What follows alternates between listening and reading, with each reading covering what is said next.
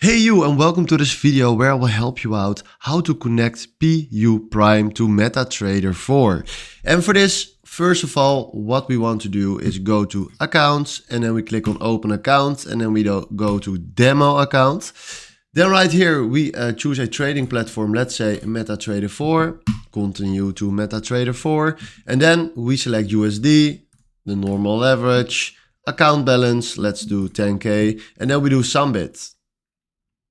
Then from here we click on I know, and right now he just created an account for us with MetaTrader 4. Then from now we go to downloads and we click on MetaTrader 4 Windows version, then he will download that. And then we click here on the EXE, give permission, then we do next. Then he is loading and waiting to start up the MetaTrader 4 application. And then right now we have the MetaTrader 4 right here standing. And then if you go to file and click on login to trade account, you can log in with your details that you receive in your email. So right now, if you fill in your login name, your password, and that you're using a demo account, you can use the MetaTrader 4 on PU Prime. So this is how this works. Hopefully this was the video where I was looking for.